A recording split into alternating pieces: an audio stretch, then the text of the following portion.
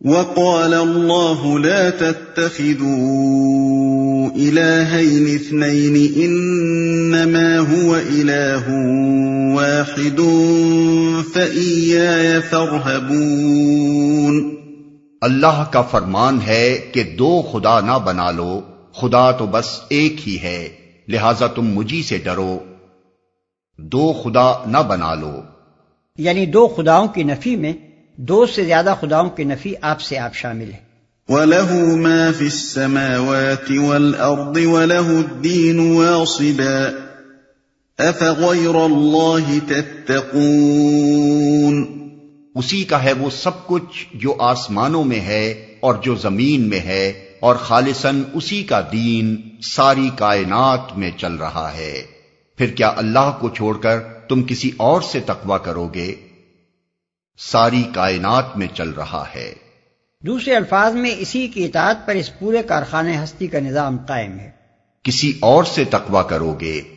بالفاظ دیگر کیا اللہ کے بجائے کسی اور کا خوف اور کسی اور کی ناراضی سے بچنے کا جذبہ تمہارے نظام زندگی کی بنیاد بنے گا؟ وَمَا بِكُم مِّن نِّعْمَةٍ فَمِنَ اللَّهِ ثُمَّ إِذَا مَسَّكُمُ الضُّرُّ فَإِلَيْهِ تَجْأَرُونَ۔ تم کو جو نعمت بھی حاصل ہے اللہ ہی کی طرف سے ہے، پھر جب کوئی سخت وقت تم پر آتا ہے تو تم لوگ خود اپنی فریادیں لے کر اسی کی طرف دوڑتے ہو۔ یعنی یہ توحید کی ایک سری شہادت تمہارے اپنے نفس میں موجود ہے۔ سخت مصیبت کے وقت جب تمام من گھڑت تصورات کا زنگ ہٹ جاتا ہے تو تھوڑی دیر کے لیے تمہاری اصل فطرت ابھر آتی ہے جو اللہ کے سوا کسی الہ، کسی رب اور کسی مالک ذی اختیار کو نہیں جانتی۔ ثم اذا كشف الضر عنكم اذا فريق منكم بربهم يشركون ليكفروا بما آتيناهم فتمتعوا فسوف تعلمون۔ مگر جب اللہ اس وقت کو ٹال دیتا ہے تو یکا یک تم میں سے ایک گروہ اپنے رب کے ساتھ دوسروں کو اس مہربانی کے شکریہ میں شریک کرنے لگتا ہے تاکہ اللہ کے احسان کی ناشکری کرے۔ اچھا مزے کر لو، ان قریب تمہیں معلوم ہو جائے گا۔ اپنے رب کے ساتھ دوسروں کو اس مہربانی کے شکریہ میں شریک کرنے لگتا ہے، یعنی اللہ کے شکریہ کے ساتھ ساتھ کسی بزرگ یا کسی دیوی دیوتا کے شکریہ کی بھی نیازیں اور نظریں چڑھانی شروع کر دیتا ہے، اور اپنی بات سے یہ ظاہر کرتا ہے کہ اس کے نزدیک اللہ کی اس مہربانی میں ان حضرت کی مہربانی کا بھی دخل تھا، بلکہ اللہ ہرگز مہربانی نہ کرتا اگر وہ حضرت مہربان ہو کر اللہ کو مہربانی پر آمادہ نہ کرتے۔ وَيَجْعَلُونَ لِمَا لَا يَعْلَمُونَ نَصِيبًا مِّمَّا رَزَقْنَاهُمْ تَاللَّهِ لَتُسْأَلُنَّ عَمَّا كُنتُمْ تَفْتَرُونَ۔ یہ لوگ جن کی حقیقت سے واقف نہیں ہیں ان کے حصے ہمارے دیے ہوئے رزق میں سے مقرر کرتے ہیں۔ خدا کی قسم ضرور تم سے پوچھا جائے گا کہ یہ جھوٹ تم نے کیسے گھڑ لیے تھے، جن کی حقیقت سے واقف نہیں ہیں، یعنی جن کے متعلق کسی مستند ذریعہ علم سے انہیں یہ تحقیق نہیں ہوا ہے کہ اللہ میاں نے ان کو واقعی شریک خدا نامزد کر رکھا ہے اور اپنی خدائی کے کاموں میں سے کچھ کام یا اپنی سلطنت کے علاقوں میں سے کچھ علاقے ان کو سونپ رکھے ہیں۔ رزق میں سے مقرر کرتے ہیں، یعنی ان کی نظر نیاز اور بھیٹ کے لیے اپنی آمدنیوں اور اپنی اراضی کی پیداوار میں سے ایک مقرر حصہ الگ نکال رکھتے ہیں۔ وَيَجْعَلُونَ لِلَّهِ الْبَنَاتِ سُبْحَانَهُ وَلَهُم مَّا يَشْتَهُونَ۔ یہ خدا کے لیے بیٹیاں تجویز کرتے ہیں، سبحان اللہ، اور ان کے لیے وہ جو یہ خود چاہیں بیٹیاں تجویز کرتے ہیں۔ مشرکین عرب کے معبودوں میں دیوتا کم تھے، دیویاں زیادہ تھیں، اور ان دیویوں کے متعلق ان کا عقیدہ یہ تھا کہ یہ خدا کی بیٹیاں ہیں، معاذ اللہ۔ اسی طرح فرشتوں کو بھی وہ خدا کی بیٹیاں قرار دیتے تھے، وہ جو یہ خود چاہیں، یعنی بیٹے۔ وَإِذَا بُشِّرَ أَحَدُهُم بِالْأُنثَىٰ ظَلَّ وَجْهُهُ مُسْوَدًّا وَهُوَ كَظِيمٌ۔ جب ان میں سے کسی کو بیٹی کے پیدا ہونے کی خوشخبری دی جاتی ہے تو اس کے چہرے پر کلونس چھا جاتی ہے اور وہ بس خون کا سا گھونٹ پی کر رہ جاتا ہے. يتوارى من القوم من سوء ما بشر به أيمسكه على هون أم يدسه في التراب ألا ساء ما يحكمون. لوگوں سے چھپتا پھرتا ہے کہ اس بری خبر کے بعد کیا کسی کو منہ دکھائے. سوچتا ہے کہ ذلت کے ساتھ بیٹی کو لیے رہے یا مٹی میں دبا دے. دیکھو کیسے برے حکم ہیں جو یہ خدا کے بارے میں لگاتے ہیں. یعنی اپنے لیے جس بیٹی کو یہ لوگ اس قدر موجب ننگ و آر سمجھتے ہیں اسی کو خدا کے لیے بلا تامل تجویز کر دیتے ہیں، قطع نظر اس کے کہ خدا کے لیے اولاد تجویز کرنا بجائے خود ایک شدید جہالت اور گستاخی ہے. مشرکین عرب کی اس حرکت پر یہاں اس خاص پہلو سے گرفت اس لیے کی گئی ہے کہ اللہ کے متعلق ان کے تصور کی پستی واضح کی جائے اور یہ بتایا جائے کہ مشرکانہ عقائد نے اللہ کے معاملے میں ان کو کس قدر جری اور گستاخ بنا دیا ہے اور وہ کس قدر بے حس ہو چکے ہیں کہ اس طرح کی باتیں کرتے ہوئے کوئی قباحت تک محسوس نہیں کرتے. للذین لا یؤمنون بالآخرة مثل السوء وللہ المثل الأعلی وهو العزیز الحکیم. بری صفات سے متصف کیے جانے کے لائق تو وہ لوگ ہیں جو آخرت کا یقین نہیں رکھتے، رہا اللہ تو اس کے لیے سب سے برتر صفات ہیں، وہی تو سب پر غالب اور حکمت میں کامل ہے. وَلَوْ يُؤَاخِذُ اللَّهُ النَّاسَ بِظُلْمِهِمْ مَا تَرَكَ عَلَيْهَا مِنْ دَابَّةٍ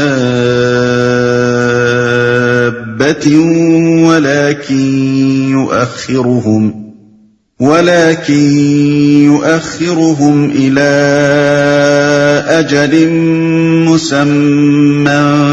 فإذا جاء أجلهم لا يستأخرون ساعة ولا يستقدمون. اگر کہیں اللہ لوگوں کو ان کی زیادتی پر فوراً ہی پکڑ لیا کرتا تو روئے زمین پر کسی متنفس کو نہ چھوڑتا، لیکن وہ سب کو ایک وقت مقرر تک مہلت دیتا ہے، پھر جب وہ وقت آ جاتا ہے تو اس سے کوئی ایک گھڑی بھر بھی آگے پیچھے نہیں ہو سکتا.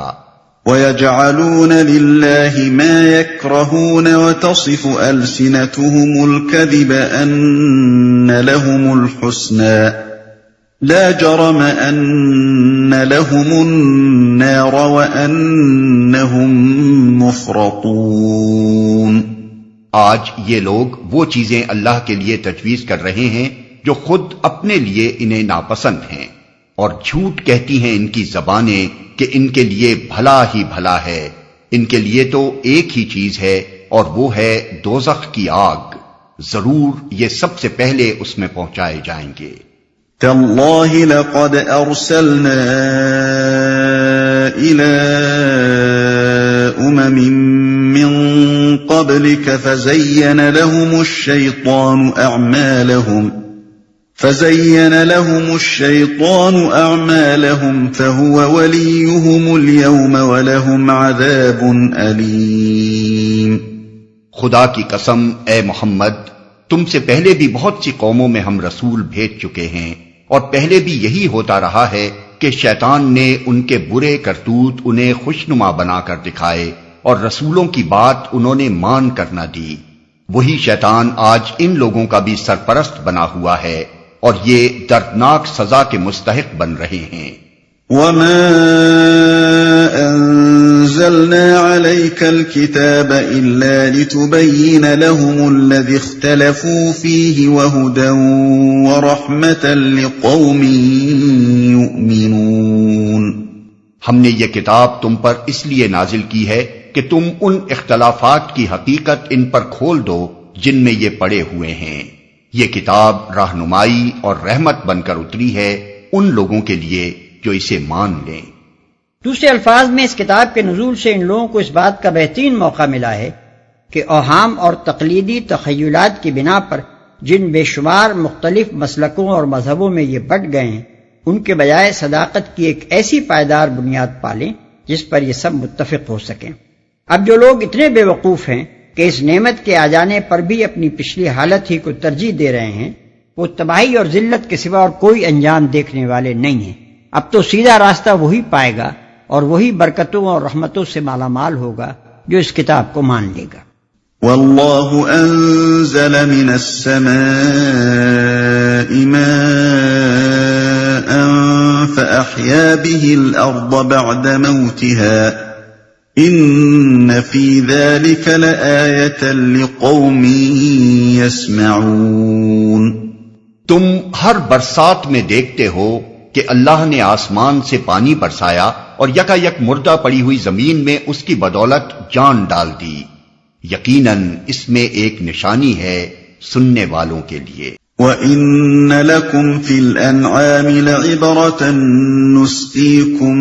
مِّمَّا فِي بُطُونِهِ مِن بَيْنِ فَرْثٍ وَدَمٍ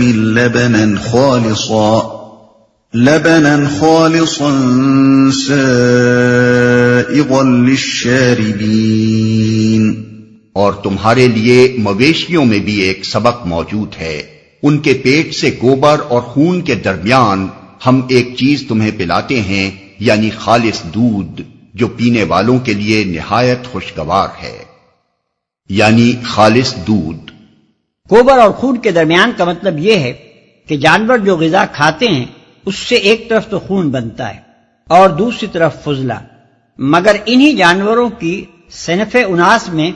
اسی غذا سے ایک تیسری چیز بھی پیدا ہو جاتی ہے جو خاصیت، رنگ و بو، فائدے اور مقصد میں ان دونوں سے بالکل مختلف ہے۔ پھر خاص طور پر مویشیوں میں اس چیز کی پیداوار اتنی زیادہ ہوتی ہے کہ وہ اپنے بچوں کی ضرورت پوری کرنے کے بعد انسان کے لیے بھی یہ بہترین غذا کثیر مقدار میں فراہم کرتے رہتے ہیں۔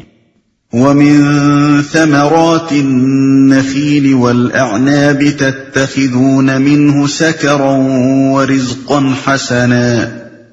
إِنَّ فِي ذَلِكَ لَآيَةً لِقَوْمٍ يَعْقِلُونَ۔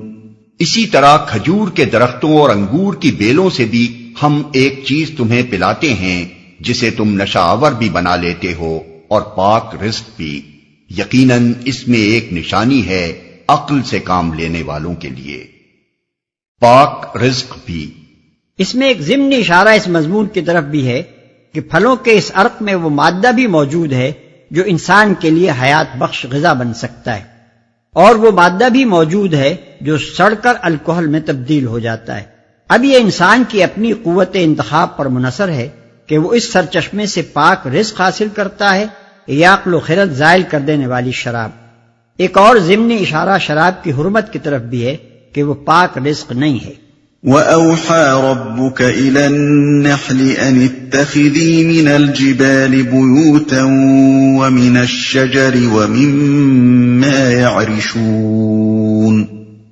ثُمَّ كُلِي مِن كُلِّ الثَّمَرَاتِ فَاسْلُكِي سُبُلَ رَبِّكِ ذُلُلًا يَخْرُجُ مِن بُطُونِهَا شَرَابٌ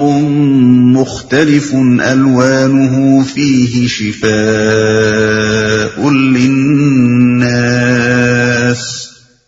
إِنَّ فِي ذَلِكَ لَآيَةً لِقَوْمٍ يَتَفَكَّرُونَ۔ اور دیکھو تمہارے رب نے شہد کی مکھی پر یہ بات وحی کر دی کہ پہاڑوں میں اور درختوں میں اور ٹٹیوں پر چڑھائی ہوئی بیلوں میں اپنے چھتے بنا اور ہر طرح کے پھلوں کا رس چوس اور اپنے رب کی ہموار کی ہوئی راہوں پر چلتی رہے۔ اس مکھی کے اندر سے رنگ برنگ کا ایک شربت نکلتا ہے جس میں شفا ہے لوگوں کے لیے، یقیناً اس میں بھی ایک نشانی ہے ان لوگوں کے لیے جو غور و فکر کرتے ہیں۔ یہ بات وحی کر دی۔ وحی کے لغوی معنی ہیں خفیہ اور لطیف اشارے کے، جسے اشارہ کرنے والے اور اشارہ پانے والے کے سوا کوئی اور محسوس نہ کر سکے۔ اسی مناسبت سے یہ لفظ القاء یعنی دل میں بات ڈال دینے اور الہام یعنی مخفی تعلیم و تلقین کے معنی میں بھی استعمال ہوتا ہے۔ اللہ تعالیٰ اپنی مخلوق کو جو تعلیم دیتا ہے وہ چونکہ کسی مکتب و درسگاہ میں نہیں دی جاتی بلکہ ایسے لطیف طریقوں سے دی جاتی ہے کہ بظاہر کوئی تعلیم دیتا اور کوئی تعلیم پاتا نظر نہیں آتا، اس لیے اس کو قرآن میں وحی اور الہام اور القاء کے الفاظ سے تعبیر کیا گیا ہے۔ اب یہ تینوں الفاظ الگ الگ اصطلاحوں کی شکل اختیار کر گئے۔ لفظ وحی انبیاء کے لیے مخصوص ہو گیا ہے، الہام کو اولیاء اور بندگان خاص کے لیے خاص کر دیا گیا ہے، اور القاء نسبتاً عام ہے۔ لیکن قرآن میں یہ اصطلاحی فرق نہیں پایا جاتا۔ یہاں آسمانوں پر بھی وحی ہوتی ہے جس کے مطابق ان کا سارا نظام چلتا ہے، چنانچہ ارشاد ہوتا ہے وَأَوْحَىٰ فِي كُلِّ سَمَاءٍ أَمْرَهَا سورہ حامیم السجدہ۔ زمین پر بھی وحی ہوتی ہے جس کا اشارہ پاتے ہی وہ اپنی سرگزشت سنانے لگتی ہے، یعنی یومئذ تحدث اخبارها بأن ربک اوحیٰ لها سورہ زلزال۔ ملائکہ پر بھی وحی ہوتی ہے جس کے مطابق وہ کام کرتے ہیں، چنانچہ ارشاد ہوتا ہے اذ یوحی ربک الی الملائکۃ انی معکم سورہ انفال۔ شہد کی مکھی کو اس کا پورا کام وحی یعنی فطری تعلیم کے ذریعے سے سکھایا جاتا ہے، جیسا کہ آیت زیر بحث میں آپ دیکھ رہے ہیں۔ اور یہ وحی صرف شہد کی مکھی تک ہی محدود نہیں ہے، مچھلی کو تیرنا، پرندے کو اڑنا اور نوزائیدہ بچے کو دودھ پینا بھی وحی خداوندی ہی سکھایا کرتی ہے۔ پھر ایک انسان کو غور و فکر اور تحقیق و تجسس کے بغیر جو صحیح تدبیر یا صائب رائے یا فکر و عمل کی صحیح راہ سجائی جاتی ہے وہ بھی وحی ہے، یعنی وَأَوْحَيْنَا إِلَىٰ أُمِّ مُوسَىٰ أَنْ أَرْضِعِيهِ سورہ قصص۔ اور اس وحی سے کوئی انسان بھی محروم نہیں ہے۔ دنیا میں جتنے اکتشافات ہوئے ہیں، جتنی مفید ایجادیں ہوئی ہیں، بڑے بڑے مدبرین، فاتحین، مفکرین اور مصنفین نے جو مارکے کے کام کیے ہیں، ان سب میں اس وحی کی کارفرمائی نظر آتی ہے۔ بلکہ عام انسانوں کو آئے دن اس طرح کے تجربات ہوتے رہتے ہیں کہ کبھی بیٹھے بیٹھے دل میں ایک بات آئی، یا کوئی تدبیر سوجھ گئی، یا خواب میں کچھ دیکھ لیا، اور بعد میں تجربے سے پتہ چلا کہ وہ ایک صحیح رہنمائی تھی جو غیب سے انہیں حاصل ہوئی تھی۔ ان بہت سی اقسام میں سے ایک خاص قسم کی وحی وہ ہے جس سے انبیاء علیہم السلام نوازے جاتے ہیں، اور یہ وحی اپنی خصوصیات میں دوسری اقسام سے بالکل مختلف ہوتی ہے۔ اس میں وحی کیے جانے والے کو پورا شعور ہوتا ہے کہ یہ وحی خدا کی طرف سے آ رہی ہے، اسے اس کے من جانب اللہ ہونے کا پورا یقین ہوتا ہے، وہ عقائد اور احکام اور قوانین اور ہدایات پر مشتمل ہوتی ہے، اور اسے نازل کرنے کی غرض یہ ہوتی ہے کہ نبی اس کے ذریعے سے نوع انسانی کی رہنمائی کرے۔ راہوں پر چلتی رہے۔ رب کی ہموار کی ہوئی راہوں کا اشارہ اس پورے نظام اور طریقہ کار کی طرف ہے جس پر شہد کی مکھیوں کا ایک گروہ کام کرتا ہے۔ ان کے چھتوں کی ساخت، ان کے گروہ کی تنظیم، ان کے مختلف کارکنوں کی تقسیم کار، ان کی فراہمی غذا کے لیے پہم آمد و رفت، ان کا باقاعدگی کے ساتھ شہد بنا بنا کر ذخیرہ کرتے جانا، یہ سب وہ راہیں ہیں جو ان کے عمل کے لیے ان کے رب نے اس طرح ہموار کر دی ہیں کہ انہیں کبھی سوچنے اور غور و فکر کرنے کی ضرورت پیش نہیں آتی۔ بس ایک مقرر نظام ہے جس پر ایک لگے بندھے طریقے پر شکر کے یہ بے شمار چھوٹے چھوٹے کارخانے ہزارہا برس سے کام کیے چلے جا رہے ہیں، جس میں شفا ہے لوگوں کے لیے۔ شہد کا ایک مفید اور لذیذ غذا ہونا تو ظاہر ہے، اس لیے اس کا ذکر نہیں کیا گیا۔ البتہ اس کے اندر شفا ہونا نسبتاً ایک مخفی بات ہے، اس لیے اس پر متنبہ کر دیا گیا۔ شہد اول تو بعض امراض میں بجائے خود مفید ہے، کیونکہ اس کے اندر پھولوں اور پھلوں کا رس اور ان کا گلوکوز اپنی بہترین شکل میں موجود ہوتا ہے۔ پھر شہد کا یہ خاصہ کہ وہ خود بھی نہیں سڑتا اور دوسری چیزوں کو بھی اپنے اندر ایک مدت تک محفوظ رکھتا ہے، اسے اس قابل بنا دیتا ہے کہ دوائیں تیار کرنے میں اس سے مدد لی جائے۔ چنانچہ الکحل کے بجائے دنیا کے فن دوا سازی میں وہ صدیوں اسی غرض کے لیے استعمال ہوتا رہا ہے۔ مزید برآں شہد کی مکھی اگر کسی ایسے علاقے میں کام کرتی ہے جہاں کوئی خاص جڑی بوٹی کثرت سے پائی جاتی ہو تو اس علاقے کا شہد محض شہد ہی نہیں ہوتا بلکہ اس جڑی بوٹی کا بہترین جوہر بھی ہوتا ہے اور اس مرض کے لیے مفید ہوتا ہے جس کی دوا اس جڑی بوٹی میں خدا نے پیدا کی ہے۔ شہد کی مکھی سے یہ کام اگر باقاعدگی سے لیا جائے اور مختلف نباتی دواؤں کے جوہر اس سے نکلوا کر ان کے شہد علیحدہ علیحدہ محفوظ کیے جائیں تو ہمارا خیال ہے کہ یہ شہد لیبارٹریوں میں نکالے ہوئے جوہروں سے زیادہ مفید ثابت ہوگا۔ جو غور و فکر کرتے ہیں۔ اس پورے بیان سے مقصود نبی صلی اللہ علیہ وسلم کی دعوت کے دوسرے جز کی صداقت ثابت کرنا ہے۔ کفار و مشرکین دو ہی باتوں کی وجہ سے آپ کی مخالفت کر رہے تھے۔ ایک یہ کہ آپ آخرت کی زندگی کا تصور پیش کرتے ہیں جو اخلاق کے پورے نظام کا نقشہ بدل ڈالتا ہے۔ دوسرے یہ کہ آپ صرف ایک اللہ کو معبود اور مطاع اور مشکل کشا و فریاد رس قرار دیتے ہیں، جس سے وہ پورا نظام زندگی غلط قرار پاتا ہے جو شرک یا دہریت کی بنیاد پر تعمیر ہوا ہو۔ دعوت محمدی صلی اللہ علیہ وسلم کے انہی دونوں اجزاء کو برحق ثابت کرنے کے لیے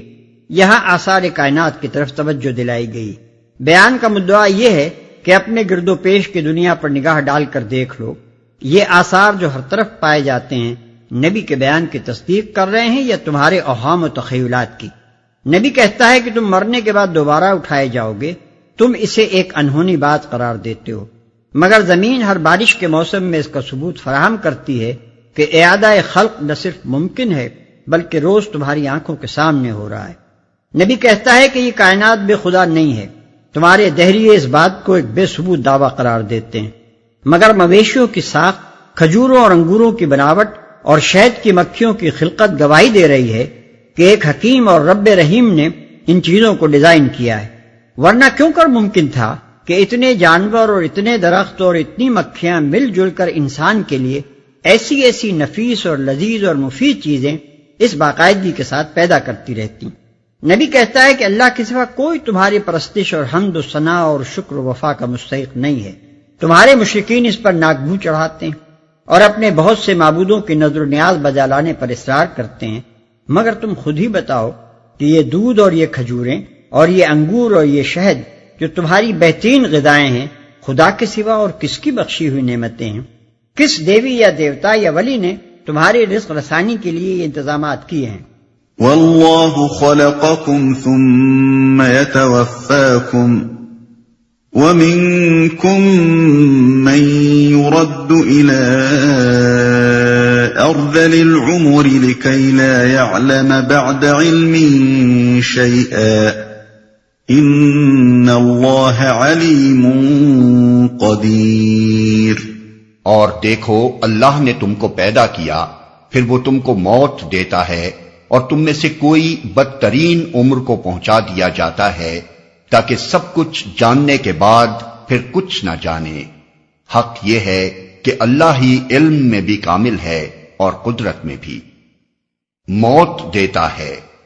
یعنی حقیقت صرف اتنی ہی نہیں ہے کہ تمہاری پرورش اور رزق رسانی کا سارا انتظام اللہ کے ہاتھ میں ہے، بلکہ حقیقت یہ بھی ہے کہ تمہاری زندگی اور موت دونوں اللہ کے قبضہ قدرت میں ہیں، کوئی دوسرا نہ زندگی بخشنے کا اختیار رکھتا ہے نہ موت دینے کا۔ پھر کچھ نہ جانے یعنی یہ علم جس پر تم ناز کرتے ہو اور جس کی بدولت ہی زمین کی دوسری مخلوقات پر تم کو شرف حاصل ہے، یہ بھی خدا کا بخشا ہوا ہے۔ تم اپنی آنکھوں سے یہ عبرتناک منظر دیکھتے رہتے ہو کہ جب کسی انسان کو اللہ تعالیٰ بہت زیادہ لمبی عمر دے دیتا ہے تو وہی شخص جو کبھی جوانی میں دوسروں کو عقل سکھاتا تھا کس طرح گوشت کا ایک لوتھڑا بن کر رہ جاتا ہے جسے اپنے تن بدن کا بھی ہوش نہیں رہتا۔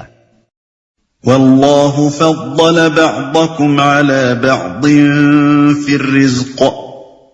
فما الذین فضلوا براد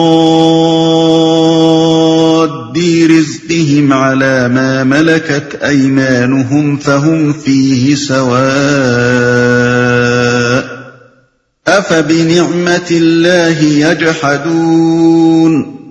اور دیکھو اللہ نے تم میں سے بعض کو بعض پر رزق میں فضیلت عطا کی ہے، پھر جن لوگوں کو یہ فضیلت دی گئی ہے وہ ایسے نہیں ہیں کہ اپنا رزق اپنے غلاموں کی طرف پھیر دیا کرتے ہوں تاکہ دونوں اس رزق میں برابر کے حصے دار بن جائیں۔ تو کیا اللہ ہی کا احسان ماننے سے ان لوگوں کو انکار ہے؟ زمانہ حال میں اس آیت سے جو عجیب و غریب معنی نکالے گئے ہیں وہ اس امر کی بدترین مثال ہے کہ قرآن کی آیات کو ان کے سیاق و سباق سے الگ کر کے ایک ایک آیت کے الگ معنی لینے سے کیسی کیسی لاتائل تعبیروں کا دروازہ کھل جاتا ہے۔ لوگوں نے اس آیت کو اسلام کے فلسفہ معیشت کی اصل اور قانون معیشت کی ایک اہم دفعہ ٹھہرایا ہے۔ ان کے نزدیک آیت کا منشا یہ ہے کہ جن لوگوں کو اللہ نے رزق میں فضیلت عطا کی ہو انہیں اپنا رزق اپنے نوکروں اور غلاموں کی طرف ضرور لوٹا دینا چاہیے، اگر نہ لوٹائیں گے تو اللہ کی نعمت کے منکر قرار پائیں گے۔ حالانکہ اس پورے سلسلہ کلام میں قانون معیشت کے بیان کا سرے سے کوئی موقع ہی نہیں، اوپر سے تمام تقریر شرک کے ابطال اور توحید کے اثبات میں ہوتی چلی آ رہی ہے، اور آگے بھی مسلسل یہی مضمون چل رہا ہے۔ اس گفتگو کے بیچ میں یکایک قانون معیشت کی ایک دفعہ بیان کر دینے کا آخر کون سا تک ہے؟ آیت کو اس کے سیاق و سباق رکھ کر دیکھا جائے تو صاف معلوم ہوتا ہے کہ یہاں اس کے بالکل برعکس مضمون بیان ہو رہا ہے۔ یہاں استدلال یہ کیا گیا ہے کہ تم خود اپنے مال میں اپنے غلاموں اور نوکروں کو جب برابر کا درجہ نہیں دیتے، حالانکہ یہ مال خدا کا دیا ہوا ہے، تو آخر کس طرح یہ بات تم صحیح سمجھتے ہو کہ جو احسانات اللہ نے تم پر کیے ہیں ان کے شکریے میں اللہ کے ساتھ اس کے بے اختیار غلاموں کو بھی شریک کر لو، اور اپنی جگہ یہ سمجھ بیٹھو کہ اختیارات اور حقوق میں اللہ کے یہ غلام بھی اس کے ساتھ برابر کے حصے دار ہیں۔ ٹھیک یہی استدلال اسی مضمون سے سورہ روم آیت 28 میں کیا گیا ہے۔ وہاں اس کے الفاظ یہ ہیں: ضرب لکم مثلا من انفسکم هل لکم مما ملکت ایمانکم من شرکاء فیما رزقناکم فانتم فیہ سواء تخافونہم کخیفتکم انفسکم کذالک نفصل الآیات لقوم یعقلون۔ یعنی اللہ تمہارے سامنے ایک مثال خود تمہاری اپنی ذات سے پیش کرتا ہے۔ کیا تمہارے اس رزق میں جو ہم نے تمہیں دے رکھا ہے تمہارے غلام تمہارے شریک ہیں، حتیٰ کہ تم اور وہ اس میں برابر ہوں، اور تم ان سے اسی طرح ڈرتے ہو جس طرح اپنے برابر والوں سے ڈرا کرتے ہو؟ اس طرح اللہ کھول کھول کر نشانیاں پیش کرتا ہے ان لوگوں کے لیے جو عقل سے کام لیتے ہیں۔ دونوں آیتوں کا تقابل کرنے سے صاف معلوم ہوتا ہے کہ دونوں میں ایک ہی مقصد کے لیے ایک ہی مثال سے استدلال کیا گیا ہے، اور ان میں سے ہر ایک دوسری کی تفسیر کر رہی ہے۔ شاید لوگوں کو غلط فہمی افبنعمت اللہ یجحدون کے الفاظ سے ہوئی ہے۔ انہوں نے تمثیل کے بعد متصلاً یہ فقرہ دیکھ کر خیال کیا کہ ہو نہ ہو اس کا مطلب یہی ہوگا کہ اپنے زیر دستوں کی طرف رزق نہ پھیر دینا ہی اللہ کی نعمت کا انکار ہے۔ حالانکہ جو شخص قرآن میں کچھ بھی نظر رکھتا ہے وہ اس بات کو جانتا ہے کہ اللہ کی نعمتوں کا شکریہ غیر اللہ کو ادا کرنا اس کتاب کی نگاہ میں اللہ کی نعمتوں کا انکار ہے۔ یہ مضمون اس کثرت سے قرآن میں دہرایا گیا ہے کہ تلاوت و تدبر کی عادت رکھنے والوں کو تو اس میں اشتباہ پیش نہیں آ سکتا۔ البتہ انڈیکسوں کی مدد سے اپنے مطلب کی آیات نکال کر مضامین تیار کرنے والے حضرات اس سے ناواقف ہو سکتے ہیں۔ نعمت الہی کے انکار کا یہ مفہوم سمجھ لینے کے بعد اس فقرے کا یہ مطلب صاف سمجھ میں آ جاتا ہے کہ جب یہ لوگ مالک اور مملوک کا فرق خوب جانتے ہیں اور خود اپنی زندگی میں ہر وقت اس فرق کو ملحوظ رکھتے ہیں، تو کیا پھر ایک اللہ ہی کے معاملے میں انہیں اس بات پر اصرار ہے کہ اس کے بندوں کو اس کا شریک و سہیم ٹھہرائیں، اور جو نعمتیں انہوں نے اس سے پائی ہیں ان کا شکریہ اس کے بندوں کو ادا کریں؟ واللہ جعل لكم من انفسكم ازواجا وجعل لكم من ازواجكم بنين وحفدة ورزقكم من الطيبات افبالباطل يؤمنون وبنعمة الله هم يكفرون ويعبدون من دون الله ما لا يملك لهم رزقا من السماوات والأرض شيئا ولا يستطيعون فلا تضربوا لله الأمثال إن الله يعلم وأنتم لا تعلمون۔ اور وہ اللہ ہی ہے جس نے تمہارے لیے تمہاری ہم جنس بیویاں بنائیں، اور اسی نے ان بیویوں سے تمہیں بیٹے پوتے عطا کیے اور اچھی اچھی چیزیں تمہیں کھانے کو دیں۔ پھر کیا یہ لوگ یہ سب کچھ دیکھتے اور جانتے ہوئے بھی باطل کو مانتے ہیں اور اللہ کے احسان کا انکار کرتے ہیں، اور اللہ کو چھوڑ کر ان کو پوچھتے ہیں جن کے ہاتھ میں نہ آسمانوں سے انہیں کچھ بھی رزق دینا ہے نہ زمین سے، اور نہ یہ کام وہ کر ہی سکتے ہیں؟ بس اللہ کے لیے مثالیں نہ گھڑو، اللہ جانتا ہے تم نہیں جانتے۔ باطل کو مانتے ہیں یعنی یہ بے بنیاد اور بے حقیقت عقیدہ رکھتے ہیں کہ ان کی قسمتیں بنانا اور بگاڑنا، ان کی مرادیں برلانا اور دعائیں سننا، انہیں اولاد دینا، ان کو روزگار دلوانا، ان کے مقدمے جتوانا اور انہیں بیماریوں سے بچانا کچھ دیویوں اور دیوتاؤں اور جنوں اور اگلے پچھلے بزرگوں کے اختیار میں ہے۔ مثالیں نہ گھڑو۔ اگرچہ مشرکین مکہ اس بات سے انکار نہیں کرتے تھے کہ یہ ساری نعمتیں اللہ کی دی ہوئی ہیں، اور ان نعمتوں پر اللہ کا احسان ماننے سے بھی انہیں انکار نہ تھا، لیکن جو غلطی وہ کرتے تھے وہ یہ تھی کہ ان نعمتوں پر اللہ کا شکریہ ادا کرنے کے ساتھ ساتھ وہ ان بہت سی ہستیوں کا شکریہ بھی زبان اور عمل سے ادا کرتے تھے جن کو انہوں نے بلا کسی ثبوت اور بلا کسی سند کے اس نعمت بخشی میں دخیل اور حصے دار ٹھہرا رکھا تھا۔ اسی چیز کو قرآن اللہ کے احسان کا انکار قرار دیتا ہے۔ قرآن میں یہ بات بطور ایک قاعدہ کلیہ کے پیش کی گئی ہے کہ محسن کے احسان کا شکریہ غیر محسن کو ادا کرنا دراصل محسن کے احسان کا انکار کرنا ہے۔ اسی طرح قرآن یہ بات بھی اصول کے طور پر بیان کرتا ہے کہ محسن کے متعلق بغیر کسی دلیل اور ثبوت کے یہ گمان کر لینا کہ اس نے خود اپنے فضل و کرم سے یہ احسان نہیں کیا ہے بلکہ فلاں شخص کے طفیل یا فلاں کی رعایت سے یا فلاں کی سفارش سے یا فلاں کی مداخلت سے کیا ہے، یہ بھی دراصل اس کے احسان کا انکار ہی ہے۔ یہ دونوں اصولی باتیں سراسر انصاف اور عقل عام کے مطابق ہیں۔ ہر شخص خود بادنا تعمل ان کی معقولیت سمجھ سکتا ہے۔ فرض کیجئے کہ آپ ایک حاجت مند آدمی پر رحم کھا کر اس کی مدد کرتے ہیں اور وہ اسی وقت اٹھ کر آپ کے سامنے ایک دوسرے آدمی کا شکریہ ادا کر دیتا ہے جس کا اس امداد میں کوئی دخل نہ تھا۔ آپ چاہے اپنی فراخ دلی کی بنا پر اس کی اس بےہودگی کو نظر انداز کر دیں اور آئندہ بھی اپنی امداد کا سلسلہ جاری رکھیں، مگر اپنے دل میں یہ ضرور سمجھیں گے کہ یہ ایک نہایت بدتمیز اور احسان فراموش آدمی ہے۔ پھر اگر دریافت کرنے پر آپ کو معلوم ہو کہ اس شخص نے یہ حرکت اس خیال کی بنا پر کی تھی کہ آپ نے اس کی جو کچھ بھی مدد کی ہے وہ اپنی نیک دلی اور فیاضی کی وجہ سے نہیں کی بلکہ اس دوسرے شخص کی خاطر کی ہے، ذرا حالانکہ یہ واقعہ نہ تھا، تو آپ لامحالہ اسے اپنی توہین سمجھیں گے۔ اس کی اس بےہودہ تعویل کا صریح مطلب آپ کے نزدیک یہ ہوگا کہ وہ آپ سے سخت بدگمان ہے اور آپ کے متعلق یہ رائے رکھتا ہے کہ آپ کوئی رحیم اور شفیق انسان نہیں ہیں بلکہ محض ایک دوست نواز اور یارباش آدمی ہیں۔ چند لگے بندھے دوستوں کے توسل سے کوئی آئے تو آپ اس کی مدد ان دوستوں کی خاطر کر دیتے ہیں، ورنہ آپ کے ہاتھ سے کسی کو کچھ فیض حاصل نہیں ہو سکتا۔ بس اللہ کے لیے مثالیں نہ گھڑو۔ اللہ کے لیے مثالیں نہ گھڑو یعنی اللہ کو دنیاوی بادشاہوں اور راجوں اور مہاراجوں پر قیاس نہ کرو کہ جس طرح کوئی ان کے مصاحبوں اور مقرب بارگاہ ملازموں کے توسط کے بغیر ان تک اپنی عرض معروض نہیں پہنچا سکتا، اسی طرح اللہ کے متعلق بھی تم یہ گمان کرنے لگو کہ وہ اپنے قصر شاہی میں ملائکہ اور اولیاء اور دوسرے مقربین کے درمیان گھرا بیٹھا ہے اور کسی کا کوئی کام ان واسطوں کے بغیر اس کے ہاں سے نہیں بن سکتا۔ ضرب الله مثلا عبدا مملوكا لا يقدر على شيء ومن رزقناه منا رزقا حسنا فهو ينفق منه سرا وجهرا هل يستوون الحمد لله بل اکثرهم لا يعلمون۔ اللہ ایک مثال دیتا ہے،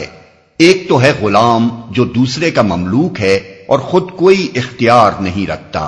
دوسرا شخص ایسا ہے جسے ہم نے اپنی طرف سے اچھا رزق عطا کیا ہے اور وہ اس میں سے کھلے اور چھپے خوب خرچ کرتا ہے، بتاؤ کیا یہ دونوں برابر ہیں؟ الحمدللہ مگر اکثر لوگ اس سیدھی بات کو نہیں جانتے۔ اللہ ایک مثال دیتا ہے، یعنی اگر مثالوں ہی سے بات سمجھنی ہے تو اللہ صحیح مثالوں سے تم کو حقیقت سمجھاتا ہے۔ تم جو مثالیں دے رہے ہو وہ غلط ہیں، اس لیے تم ان سے غلط نتیجے نکال بیٹھتے ہو۔ الحمدللہ، سوال اور الحمدللہ کے درمیان ایک لطیف خلا ہے جسے بھرنے کے لیے خود لفظ الحمدللہ ہی میں بلیغ اشارہ موجود ہے۔ ظاہر ہے کہ نبی صلی اللہ علیہ وسلم کی زبان سے یہ سوال سن کر مشرکین کے لیے اس کا یہ جواب دینا تو کسی طرح ممکن نہ تھا کہ دونوں برابر ہیں۔ لامحالہ اس کے جواب میں کسی نے صاف صاف اقرار کیا ہوگا کہ واقعی دونوں برابر نہیں ہیں، اور کسی نے اس اندیشے سے خاموشی اختیار کر لی ہوگی کہ اقراری جواب دینے کی صورت میں اس کے منطقی نتیجے کا بھی اقرار کرنا ہوگا اور اس سے خود بخود ان کے شرک کا ابطال ہو جائے گا۔ لہذا نبی نے دونوں کا جواب پا کر فرمایا الحمدللہ، اقرار کرنے والوں کے اقرار پر بھی الحمدللہ اور خاموش رہ جانے والوں کی خاموشی پر بھی الحمدللہ۔ پہلی صورت میں اس کے معنی یہ ہوئے کہ خدا کا شکر ہے، اتنی بات تو تمہاری سمجھ میں آئی۔ دوسری صورت میں اس کا مطلب یہ ہے کہ خاموش ہو گئے، الحمدللہ، اپنی ساری ہٹ دھرمیوں کے باوجود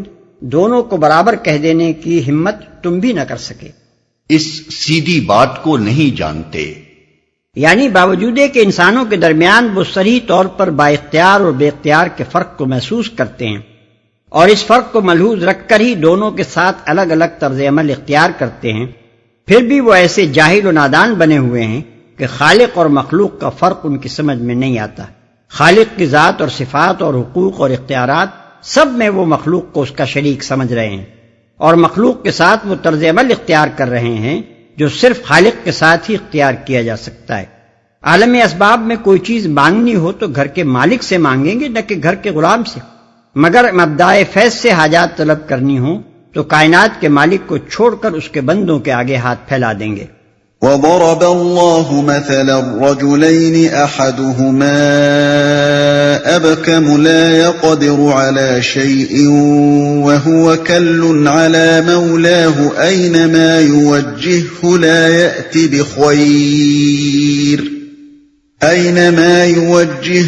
يأتي بخير هل يستوي هو ومن يأمر بالعدل وهو على صراط مستقیم۔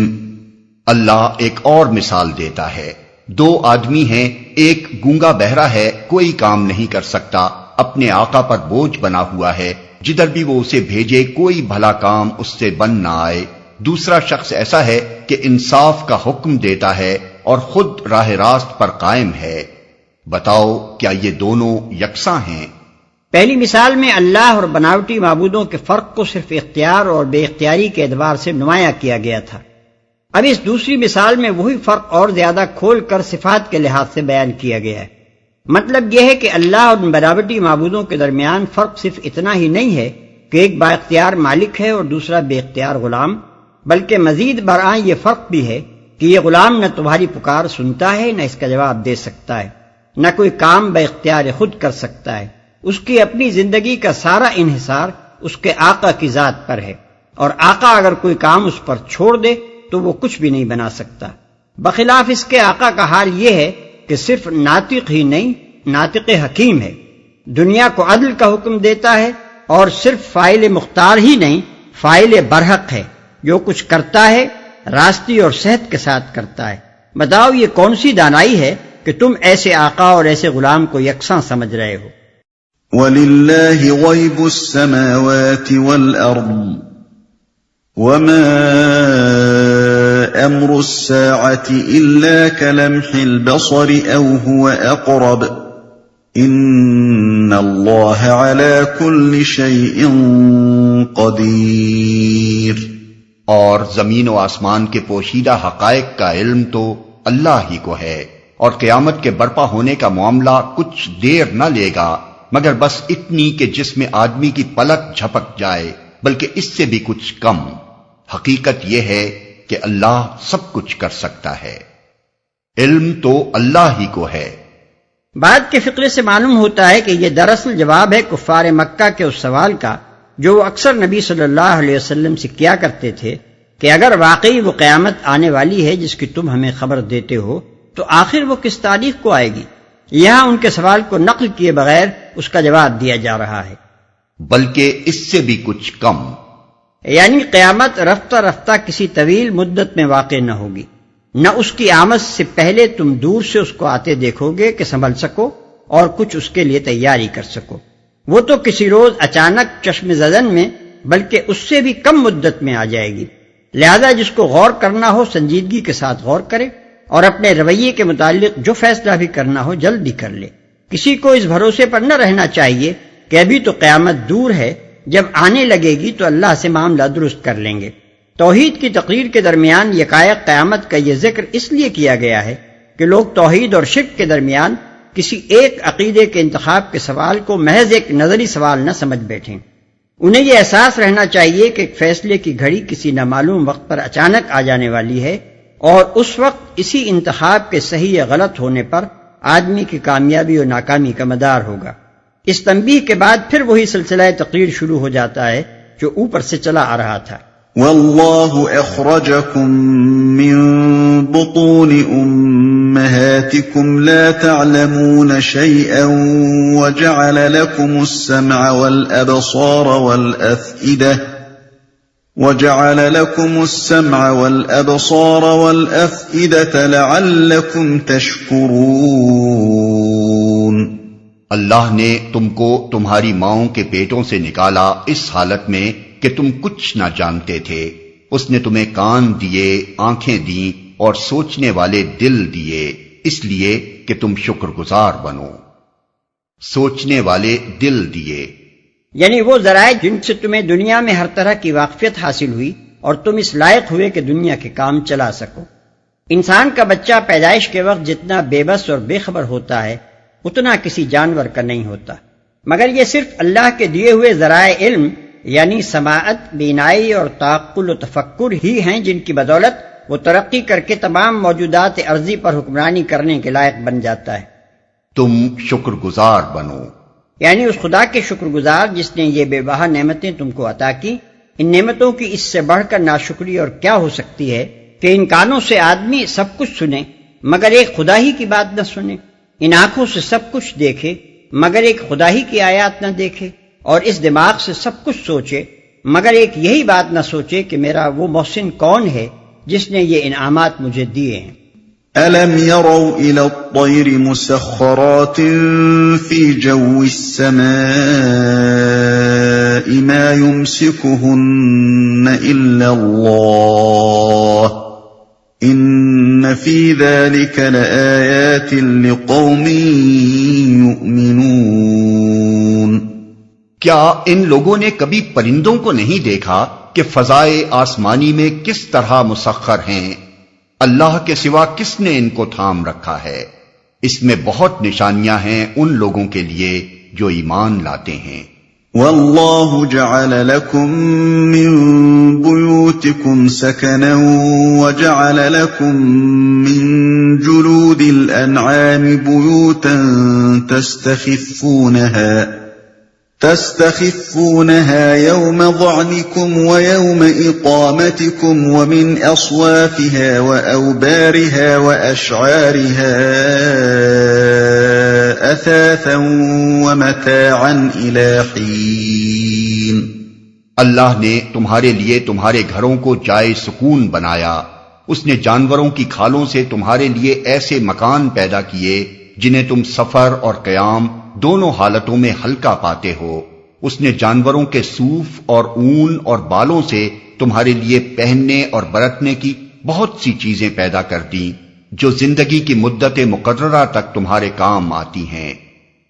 تمہارے لیے ایسے مکان پیدا کیے یعنی چمڑے کے خیمے جن کا رواج عرب میں بہت ہے۔ دونوں حالتوں میں ہلکا پاتے ہو یعنی آپ کوچ کرنا چاہتے ہو تو انہیں آسانی سے طے کر کے اٹھا لے جاتے ہو، اور جب قیام کرنا چاہتے ہو تو آسانی سے ان کو کھول کر ڈیرا جما لیتے ہو۔ وَاللَّهُ جَعَلَ لَكُم مِّمَّا خَلَقَ ظِلَالًا وَجَعَلَ لَكُم مِّنَ الْجِبَالِ أَكْنَانًا وَجَعَلَ لَكُمْ سَرَابِيلَ تَقِيكُمُ الْحَرَّ وَسَرَابِيلَ تَقِيكُمْ بَأْسَكُمْ كَذَلِكَ يُتِمُّ نِعْمَتَهُ عَلَيْكُمْ لَعَلَّكُمْ تُسْلِمُونَ۔ اس نے اپنی پیدا کی ہوئی بہت سی چیزوں سے تمہارے لیے سائے کا انتظام کیا، پہاڑوں میں تمہارے لیے پناہ گاہیں بنائیں اور تمہیں ایسی پوشاکیں بخشیں جو تمہیں گرمی سے بچاتی ہیں، اور کچھ دوسری پوشاکیں جو آپس کی جنگ میں تمہاری حفاظت کرتی ہیں۔ اس طرح وہ تم پر اپنی نعمتوں کی تکمیل کرتا ہے، شاید کہ تم فرما بردار بنو۔ تمہیں گرمی سے بچاتی ہیں۔ سردی سے بچانے کا ذکر یا تو اس لیے نہیں فرمایا گیا کہ گرمی میں کپڑوں کا استعمال انسانی تمدن کا تکمیلی درجہ ہے، اور درجہ کمال کا ذکر کر دینے کے بعد ابتدائی درجات کے ذکر کی حاجت نہیں رہتی، یا پھر اسے خاص طور پر اس لیے بیان کیا گیا ہے کہ جن ملکوں میں نہایت مہلک قسم کی باد سموم چلتی ہے وہاں سردی کے لباس سے بھی بڑھ کر گرمی کا لباس اہمیت رکھتا ہے۔ ایسے ممالک میں اگر آدمی سر، گردن، کان اور سارا جسم اچھی طرح ڈھانک کر نہ نکلے تو گرم ہوا اسے جھلس کر رکھ دے، بلکہ بعض اوقات تو آنکھوں کو چھوڑ کر پورا منہ تک لپیٹ لینا پڑتا ہے۔ تمہاری حفاظت کرتی ہیں یعنی ذرائع بکتر نعمتوں کی تکمیل کرتا ہے۔ اتمام نعمت یا تکمیل نعمت سے مراد یہ ہے کہ اللہ تعالیٰ زندگی کے ہر پہلو میں انسان کی ضروریات کا پوری جزرسی کے ساتھ جائزہ لیتا ہے اور پھر ایک ایک ضرورت کو پورا کرنے کا انتظام فرماتا ہے۔ مثلا اسی معاملے کو لیجئے کہ خارجی اثرات سے انسان کے جسم کی حفاظت مطلوب تھی، اس کے لیے اللہ نے کس کس پہلو سے کتنا کتنا اور کیسا کچھ سر و سامان پیدا کیا، اس کی تفصیلات اگر کوئی لکھنے بیٹھے تو ایک پوری کتاب تیار ہو جائے۔ یہ گویا لباس اور مکان کے پہلو میں اللہ کی نعمت کا اتمام ہے۔ یا مثلا تغذیے کے معاملے کو لیجئے، اس کے لیے کتنے بڑے پیمانے پر کیسے کیسے تنوعات کے ساتھ کیسی کیسی جزئی ضرورتوں تک کا لحاظ کر کے اللہ تعالیٰ نے بے حد و حساب ذرائع فراہم کیے، ان کا اگر کوئی جائزہ لینے بیٹھے تو شاید محض اقسام غذا اور اشیاء غذا کی فہرست ہی ایک ضخیم مجلد کتاب بن جائے۔ یہ گویا تغذیہ کے پہلو میں اللہ کی نعمت کا اتمام ہے۔ اسی طریقے سے اگر انسانی زندگی کے ایک ایک گوشے کا جائزہ لے کر دیکھا جائے تو معلوم ہوگا کہ ہر گوشے میں اللہ نے ہم پر اپنی نعمتوں کا اتمام کر رکھا ہے۔ فَإِن تَوَلَّوْا فَإِنَّمَا عَلَيْكَ الْبَلَاغُ الْمُبِينُ۔ اب اگر یہ لوگ منہ موڑتے ہیں تو اے محمد تم پر صاف صاف پیغام حق پہنچا دینے کے سوا اور کوئی ذمہ داری نہیں ہے۔ يَعْرِفُونَ نِعْمَةَ اللَّهِ ثُمَّ يُنْكِرُونَهَا وَأَكْثَرُهُمُ الْكَافِرُونَ۔ یہ اللہ کے احسان کو پہچانتے ہیں پھر اس کا انکار کرتے ہیں، اور ان میں بیشتر لوگ ایسے ہیں جو حق ماننے کے لیے تیار نہیں ہیں، پھر اس کا انکار کرتے ہیں۔ انکار سے مراد وہی طرز عمل ہے جس کا ہم پہلے ذکر کر چکے ہیں۔ کفار مکہ اس بات کے منکر نہ تھے کہ یہ سارے احسانات اللہ نے ان پر کیے ہیں، مگر ان کا عقیدہ یہ تھا کہ اللہ نے یہ احسانات ان کے بزرگوں اور دیوتاؤں کی مداخلت سے کیے ہیں، اور اسی بنا پر وہ ان احسانات کا شکریہ اللہ کے ساتھ بلکہ کچھ اللہ سے بھی بڑھ کر ان متوسط ہستیوں کو ادا کرتے تھے۔ اسی حرکت کو اللہ تعالیٰ انکار نعمت اور احسان فراموشی اور کفران سے تعبیر کرتا ہے۔ وَيَوْمَ نَبْعَثُ مِن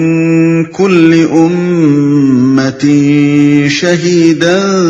ثُمَّ لَا يُؤْذَنُ لِلَّذِينَ كَفَرُوا وَلَا هُمْ يُسْتَعْتَبُونَ۔ انہیں کچھ ہوش بھی ہے کہ اس روز کیا بنے گی جبکہ ہم ہر امت میں سے ایک گواہ کھڑا کریں گے، پھر کافروں کو نہ حجتیں پیش کرنے کا موقع دیا جائے گا، نہ ان سے توبہ و استغفار ہی کا مطالبہ کیا جائے گا۔ ہر امت میں سے ایک گواہ کھڑا کریں گے، یعنی اس امت کا نبی یا کوئی ایسا شخص جس نے نبی کے گزر جانے کے بعد اس امت کو توحید اور خالص خدا پرستی کی دعوت دی ہو، شرک اور مشرکانہ اوہام و رسوم پر متنبہ کیا ہو اور روز قیامت کی جواب دہی سے خبردار کر دیا ہو۔ وہ اس امر کی شہادت دے گا کہ میں نے پیغام حق ان لوگوں کو پہنچا دیا تھا، اس لیے جو کچھ انہوں نے کیا وہ ناواقفیت کی بنا پر نہیں کیا بلکہ جانتے بوجھتے کیا۔ نہ حجتیں پیش کرنے کا موقع دیا جائے گا۔ یہ مطلب نہیں کہ انہیں صفائی پیش کرنے کی اجازت نہ دی جائے گی، بلکہ مطلب یہ ہے کہ ان کے جرائم ایسی صریح ناقابل انکار اور ناقابل تعویل شہادتوں سے ثابت کر دیے جائیں گے کہ ان کے لیے صفائی پیش کرنے کی کوئی گنجائش نہ رہے گی۔ توبہ و استغفار کا مطالبہ کیا جائے گا، یعنی اس وقت ان سے یہ نہیں کہا جائے گا کہ اب اپنے رب سے اپنے قصوروں کی معافی مانگ لو،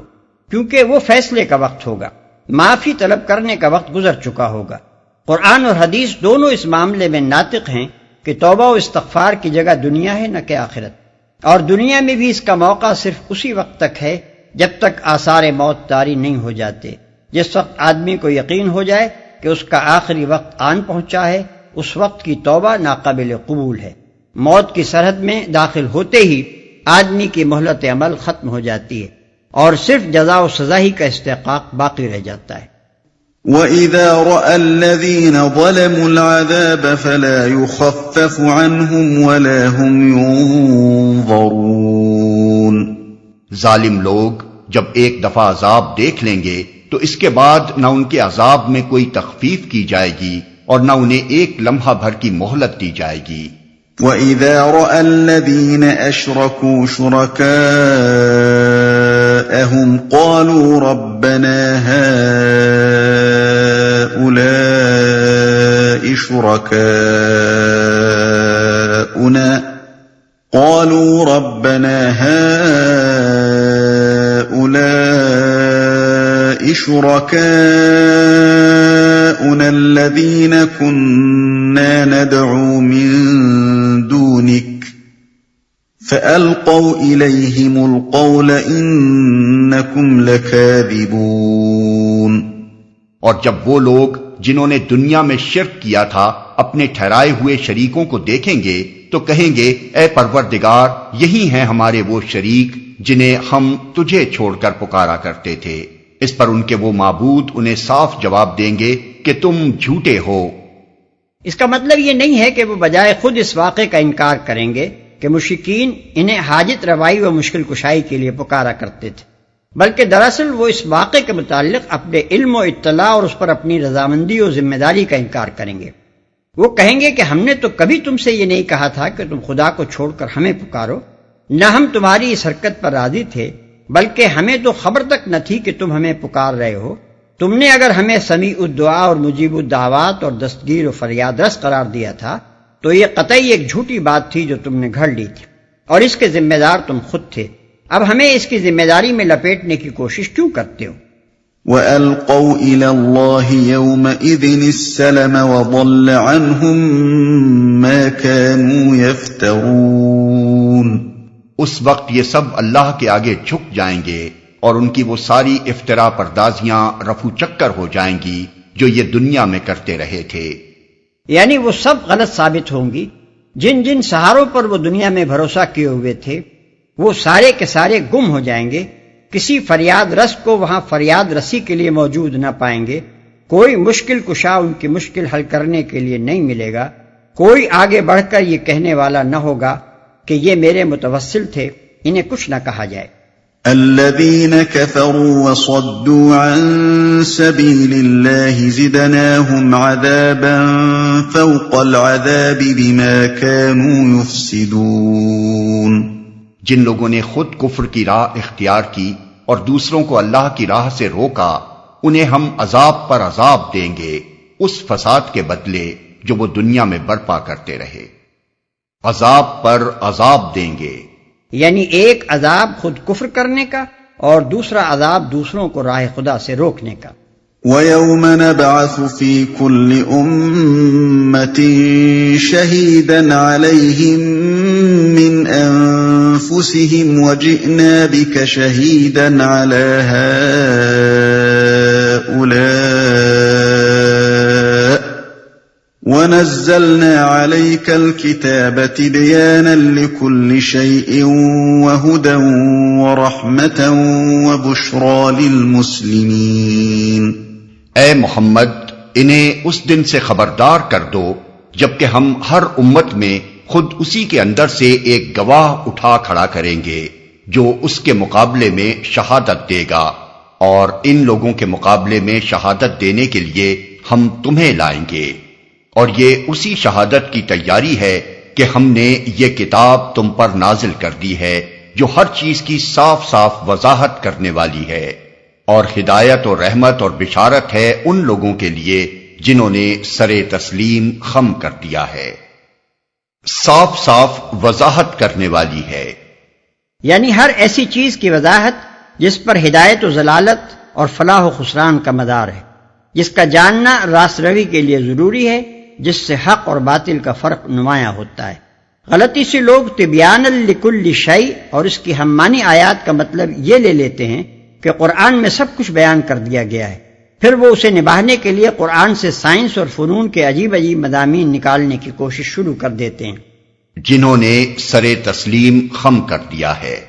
یعنی جو لوگ آج اس کتاب کو مان لیں گے اور اطاعت کی راہ اختیار کر لیں گے ان کو یہ زندگی کے ہر معاملے میں صحیح رہنمائی دے گی، اور اس کی پیروی کی وجہ سے ان پر اللہ کی رحمتیں ہوں گی، اور انہیں یہ کتاب خوشخبری دے گی کہ فیصلے کے دن اللہ کی عدالت سے وہ کامیاب ہو کر نکلیں گے۔ بخلاف اس کے جو لوگ اسے نہ مانیں گے وہ صرف یہی نہیں کہ ہدایت اور رحمت سے محروم رہیں گے، بلکہ قیامت کے روز جب خدا کا پیغمبر ان کے مقابلے میں گواہی دینے کھڑا ہوگا تو یہی دستاویز ان کے خلاف ایک زبردست حجت ہوگی، کیونکہ پیغمبر یہ ثابت کر دے گا کہ اس نے وہ چیز انہیں پہنچا دی تھی جس میں حق اور باطل کا فرق کھول کر رکھ دیا گیا تھا۔ إن الله يأمر بالعدل والإحسان وإيتاء ذي القربى وينهى عن الفحشاء والمنكر والبغي يعظكم لعلكم تذكرون۔ اللہ عدل اور احسان اور صلہ رحمی کا حکم دیتا ہے اور بدی اور بے حیائی اور ظلم و زیادتی سے منع کرتا ہے۔ وہ تمہیں نصیحت کرتا ہے تاکہ تم سبق لو۔ صلہ رحمی کا حکم دیتا ہے۔ اس مختصر سے فقرے میں 3 ایسی چیزوں کا حکم دیا گیا ہے جن پر پورے انسانی معاشرے کی درستی کا انحصار ہے۔ پہلی چیز عدل ہے، جس کا تصور 2 مستقل حقیقتوں سے مرکب ہے۔ ایک یہ کہ لوگوں کے درمیان حقوق میں توازن اور تناسب قائم ہو، دوسرے یہ کہ ہر ایک کو اس کا حق بے لاگ طریقے سے دیا جائے۔ اردو زبان میں اس مفہوم کو لفظ انصاف سے ادا کیا جاتا ہے، مگر یہ لفظ غلط فہمی پیدا کرنے والا ہے۔ اس سے خوامخواہ یہ تصور پیدا ہوتا ہے کہ 2 آدمیوں کے درمیان حقوق کی تقسیم نصف نصف کی بنیاد پر ہو، اور پھر اسی سے عدل کے معنی مساویانہ تقسیم حقوق کے سمجھ لیے گئے، جو سراسر فطرت کے خلاف ہے۔ دراصل عدل جس چیز کا تقاضا کرتا ہے وہ توازن اور تناسب ہے، نہ کہ برابری۔ بعض حیثیتوں سے تو عدل بے شک افراد معاشرہ میں مساوات چاہتا ہے، مثلا حقوق شہریت میں، مگر بعض دوسری حیثیتوں سے مساوات بالکل خلاف عدل ہے، مثلا والدین اور اولاد کے درمیان معاشرتی و اخلاقی مساوات، اور اعلیٰ درجے کی خدمات انجام دینے والوں اور کمتر درجے کی خدمت ادا کرنے والوں کے درمیان معاوضوں کی مساوات۔ پس اللہ تعالیٰ نے جس چیز کا حکم دیا ہے وہ حقوق میں مساوات نہیں بلکہ توازن و تناسب ہے، اور اس حکم کا تقاضا یہ ہے کہ ہر شخص کو اس کے اخلاقی، معاشرتی، معاشی، قانونی اور سیاسی و تمدنی حقوق پوری ایمانداری کے ساتھ ادا کیے جائیں۔ دوسری چیز احسان ہے، جس سے مراد ہے نیک برتاؤ، فیاضانہ معاملہ، ہمدردانہ رویہ، رواداری، خوش خلقی، درگزر، باہمی مراعات، ایک دوسرے کا پاس و لحاظ، دوسرے کو اس کے حق سے کچھ زیادہ دینا اور خود اپنے حق میں سے کچھ کم پر راضی ہو جانا۔ یہ عدل سے زائد ایک چیز ہے جس کی اہمیت اجتماعی زندگی میں عدل سے بھی زیادہ ہے۔ عدل اگر معاشرے کی اساس ہے تو احسان اس کا جمال اور اس کا کمال ہے۔ عدل اگر معاشرے کو ناگواریوں اور تلخیوں سے بچاتا ہے تو احسان اس میں خوشگواریاں اور شیرینیاں پیدا کرتا ہے۔ کوئی معاشرہ صرف اس بنیاد پر کھڑا نہیں رہ سکتا کہ اس کا ہر فرد ہر وقت ناپ تول کر کے دیکھتا رہے کہ اس کا کیا حق ہے اور اسے وصول کر کے چھوڑے، اور دوسرے کا کتنا حق ہے اور اسے بس اتنا ہی دے دے۔ ایسے ایک ٹھنڈے اور کھرے معاشرے میں کشمکش تو نہ ہوگی، مگر محبت اور شکر گزاری اور عالی ظرفی اور ایثار و اخلاص و خیرخواہی کی قدروں سے وہ محروم رہے گا، جو دراصل زندگی میں لطف و حلاوت پیدا کرنے والی اور اجتماعی محاسن کو نشو و نما دینے والی قدریں ہیں۔ تیسری چیز جس کا اس آیت میں حکم دیا گیا ہے صلہ رحمی ہے، جو رشتہ داروں کے معاملے میں احسان کی ایک خاص صورت متعین کرتی ہے۔ اس کا مطلب صرف یہی نہیں ہے کہ آدمی اپنے رشتہ داروں کے ساتھ اچھا برتاؤ کرے اور خوشی اور غمی میں ان کا شریک حال ہو اور جائز حدود کے اندر ان کا حامی و مددگار بنے، بلکہ اس کے معنی یہ بھی ہیں کہ ہر صاحب استطاعت شخص اپنے مال پر صرف اپنی ذات اور اپنے بال بچوں ہی کے حقوق نہ سمجھے بلکہ اپنے رشتہ داروں کے حقوق بھی تسلیم کرے۔ شریعت الہی ہر خاندان کے خوشحال افراد کو اس امر کا ذمہ دار قرار دیتی ہے کہ وہ اپنے خاندان کے لوگوں کو بھوکا ننگا نہ چھوڑیں۔ اس کی نگاہ میں ایک معاشرے کی اس سے بدتر کوئی حالت نہیں ہے کہ اس کے اندر ایک شخص عیش کر رہا ہو اور اسی کے خاندان میں اس کے اپنے بھائی بند روٹی کپڑے تک کو محتاج ہوں۔ وہ خاندان کو معاشرے کا ایک اہم عنصر ترکیبی قرار دیتی ہے اور یہ اصول پیش کرتی ہے کہ ہر خاندان کے غریب افراد کا پہلا حق اپنے خاندان کے خوشحال افراد پر ہے، پھر دوسروں پر ان کے حقوق عائد ہوتے ہیں، اور ہر خاندان کے خوشحال افراد پر پہلا حق ان کے اپنے غریب رشتہ داروں کا ہے، پھر دوسروں کے حقوق ان پر عائد ہوتے ہیں۔ یہی بات ہے جس کو نبی صلی اللہ علیہ وسلم نے اپنے مختلف ارشادات میں وضاحت کے ساتھ بیان فرمایا۔ چنانچہ متعدد احادیث میں اس کی تصریح ہے کہ آدمی کے اولین حقدار اس کے والدین، اس کے بیوی بچے اور اس کے بھائی بہن ہیں، پھر وہ جو ان کے بعد قریب تر ہوں اور پھر وہ جو ان کے بعد قریب تر ہوں۔ اور یہی اصول ہے جس کی بنا پر حضرت عمر رضی اللہ عنہ نے ایک یتیم بچے کے چچازاد بھائیوں کو مجبور کیا کہ وہ اس کی پرورش کے ذمہ دار ہوں، اور ایک دوسرے یتیم کے حق میں فیصلہ کرتے ہوئے آپ نے فرمایا کہ اگر اس کا کوئی بعید ترین رشتہ دار بھی موجود ہوتا تو میں اس پر اس کی پرورش لازم کر دیتا۔ اندازہ کیا جا سکتا ہے کہ جس معاشرے کا ہر واحدہ یعنی یونٹ اس طرح اپنے اپنے افراد کو سنبھال لے، اس میں معاشی حیثیت سے کتنی خوشحالی، معاشرتی حیثیت سے کتنی حلاوت اور اخلاقی حیثیت سے کتنی پاکیزگی و بلندی پیدا ہو جائے گی۔ بے حیائی اور ظلم و زیادتی سے منع کرتا ہے۔ اوپر کی 3 بھلائیوں کے مقابلے میں اللہ تعالیٰ 3 برائیوں سے روکتا ہے جو انفرادی حیثیت سے افراد کو اور اجتماعی حیثیت سے پورے معاشرے کو خراب کرنے والی ہیں۔ پہلی چیز فحشاء ہے، جس کا اطلاق تمام بیہودہ اور شرمناک افعال پر ہوتا ہے۔ ہر وہ برائی جو اپنی ذات میں نہایت قبیح ہو فحش ہے، مثلا بخل، زنا، برہنگی و عریانی، عمل قوم لوط، محرمات سے نکاح کرنا، چوری، شراب نوشی، بھیک مانگنا، گالیاں بکنا اور بدکلامی کرنا وغیرہ۔ اسی طرح علل اعلان برے کام کرنا اور برائیوں کو پھیلانا بھی فحش ہے، مثلا جھوٹا پروپیگنڈا، تہمت تراشی، پوشیدہ جرائم کی تشہیر، بدکاریوں پر ابھارنے والے افسانے اور ڈرامے اور فلم، عریہ تصاویر، عورتوں کا بن سمر کر منظر عام پر آنا، علل اعلان مردوں اور عورتوں کے درمیان اختلاط ہونا اور اسٹیج پر عورتوں کا ناچنا اور تھرکنا اور ناز و ادا کی نمائش کرنا وغیرہ۔ دوسری چیز منکر ہے، جس سے مراد ہر وہ برائی ہے جسے انسان بالعموم برا جانتے ہیں، ہمیشہ سے برا کہتے رہے ہیں اور تمام شرائع الہیہ نے جس سے منع کیا ہے۔ تیسری چیز بغی ہے، جس کے معنی ہے اپنی حد سے تجاوز کرنا اور دوسرے کے حقوق پر دسترازی کرنا، خواہ وہ حقوق خالق کے ہو یا مخلوق کے۔ وَأَوْفُوا بِعَهْدِ اللَّهِ إِذَا عَاهَدتُّمْ وَلَا تَنقُضُوا الْأَيْمَانَ بَعْدَ تَوْكِيدِهَا وَقَدْ جَعَلْتُمُ اللَّهَ عَلَيْكُمْ كَفِيلًا إِنَّ اللَّهَ يَعْلَمُ مَا تَفْعَلُونَ۔ اللہ کے عہد کو پورا کرو جبکہ تم نے اس سے کوئی عہد باندھا ہو، اور اپنی قسمیں پختہ کرنے کے بعد توڑ نہ ڈالو جبکہ تم اللہ کو اپنے اوپر گواہ بنا چکے ہو۔ اللہ تمہارے سب افعال سے باخبر ہے۔ وَلَا تَكُونُوا كَالَّتِي نَقَضَتْ غَزْلَهَا مِن بَعْدِ قُوَّةٍ أَنكَاثًا تَتَّخِذُونَ أَيْمَانَكُمْ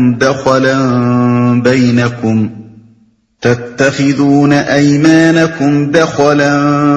بَيْنَكُمْ أَن تَكُونَ أُمَّةٌ هِيَ أَرْبَىٰ مِنْ أُمَّةٍ إِنَّمَا يَبْلُوكُمُ اللَّهُ بِهِ وَلَيُبَيِّنَنَّ لَكُمْ يَوْمَ الْقِيَامَةِ مَا كُنتُمْ فِيهِ تَخْتَلِفُونَ۔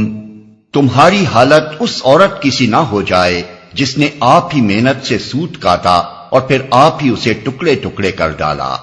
تم اپنی قسموں کو آپس کے معاملات میں مکر و فریب کا ہتھیار بناتے ہو تاکہ ایک قوم دوسری قوم سے بڑھ کر فائدے حاصل کرے، حالانکہ اللہ اس عہد و پیمان کے ذریعے سے تم کو آزمائش میں ڈالتا ہے، اور ضرور وہ قیامت کے روز تمہارے تمام اختلافات کی حقیقت تم پر کھول دے گا۔ اسے ٹکڑے ٹکڑے کر ڈالا۔ یہاں الگ ترتیب 3 قسم کے معاہدوں کو ان کی اہمیت کے لحاظ سے الگ الگ بیان کر کے ان کی پابندی کا حکم دیا گیا ہے۔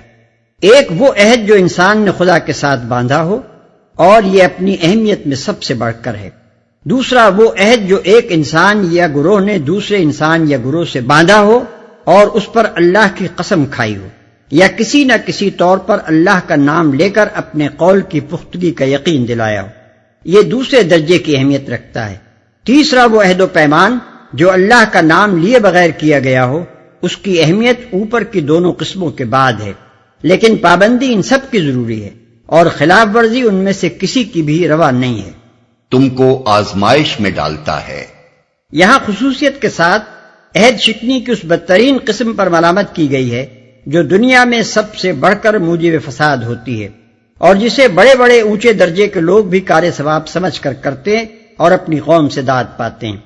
قوموں اور گروہوں کی سیاسی، معاشی اور مذہبی کشمکش میں یہ آئے دن ہوتا رہتا ہے کہ ایک قوم کا لیڈر ایک وقت میں دوسری قوم سے ایک معاہدہ کرتا ہے اور دوسرے وقت میں محض اپنے قومی مفاد کی خاطر یا تو اسے علانیہ توڑ دیتا ہے یا در پردہ اس کی خلاف ورزی کر کے ناجائز فائدہ اٹھاتا ہے۔ یہ حرکتیں ایسے لوگ تک کر گزرتے ہیں جو اپنی ذاتی زندگی میں بڑے راست باز ہوتے ہیں، اور ان حرکتوں پر صرف یہی نہیں کہ ان کی پوری قوم میں سے ملامت کی کوئی آواز نہیں اٹھتی، بلکہ ہر طرف سے ان کی پیٹھ ٹھوکی جاتی ہے، اور اس طرح کی چال بازیوں کو ڈپلومیسی کا کمال سمجھا جاتا ہے۔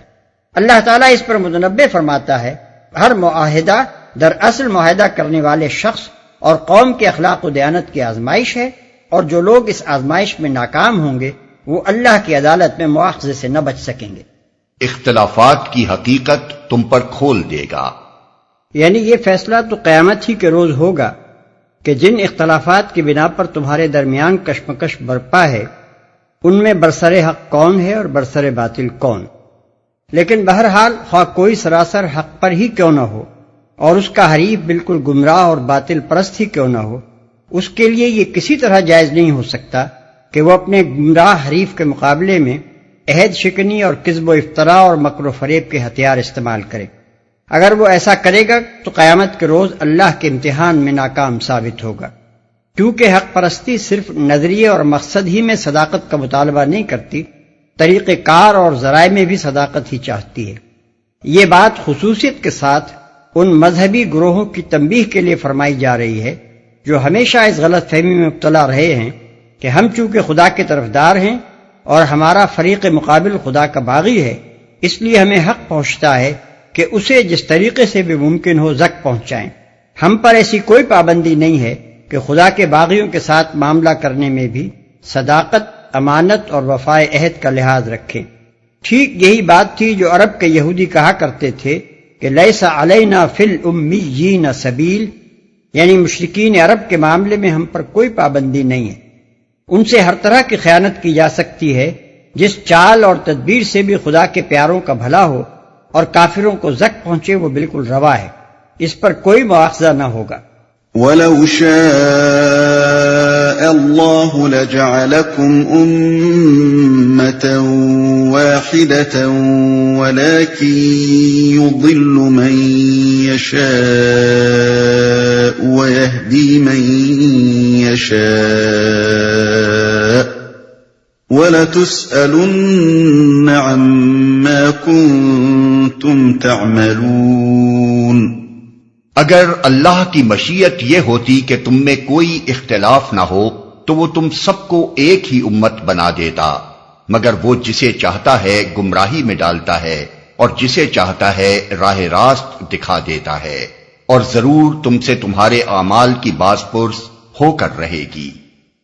ایک ہی امت بنا دیتا۔ یہ پچھلے مضمون کی مزید توضیح ہے۔ اس کا مطلب یہ ہے کہ اگر کوئی اپنے آپ کو اللہ کا طرفدار سمجھ کر بھلے اور برے ہر طریقے سے اپنے مذہب کو، جسے وہ خدائی مذہب سمجھ رہا ہے، فروغ دینے اور دوسرے مذاہب کو مٹا دینے کی کوشش کرتا ہے، تو اس کی یہ حرکت سراسر اللہ تعالیٰ کی منشا کے خلاف ہے، کیونکہ اگر اللہ کا منشا واقعی یہی ہوتا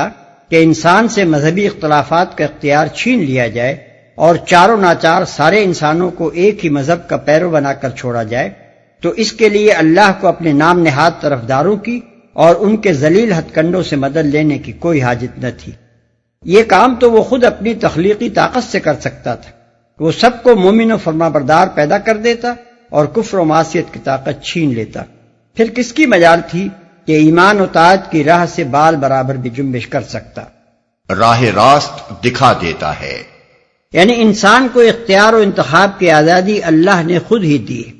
اس لیے انسانوں کی راہیں دنیا میں مختلف ہیں، کوئی گمراہی کی طرف جانا چاہتا ہے اور اللہ اس کے لیے گمراہی کے اسباب ہموار کر دیتا ہے، اور کوئی راہ راست کا طالب ہوتا ہے اور اللہ اس کے ہدایت کا انتظام فرما دیتا ہے۔ وَلَا تَتَّخِذُوا أَيْمَانَكُمْ دَخَلًا بَيْنَكُمْ فَتَزِلَّ قَدَمٌ بَعْدَ ثُبُوتِهَا وَتَذُوقُوا السُّوءَ بِمَا صَدَدتُّمْ عَن سَبِيلِ اللَّهِ وَتَذُوقُوا السُّوءَ بِمَا صَدَدتُّمْ عَن سَبِيلِ اللَّهِ وَلَكُمْ عَذَابٌ عَظِيمٌ۔ اور اے مسلمانوں، تم اپنی قسموں کو آپس میں ایک دوسرے کو دھوکہ دینے کا ذریعہ نہ بنا لینا، کہیں ایسا نہ ہو کہ کوئی قدم جمنے کے بعد اکھڑ جائے اور تم اس جرم کی پاداش میں کہ تم نے لوگوں کو اللہ کی راہ سے روکا برا نتیجہ دیکھو اور سخت سزا بھگتو۔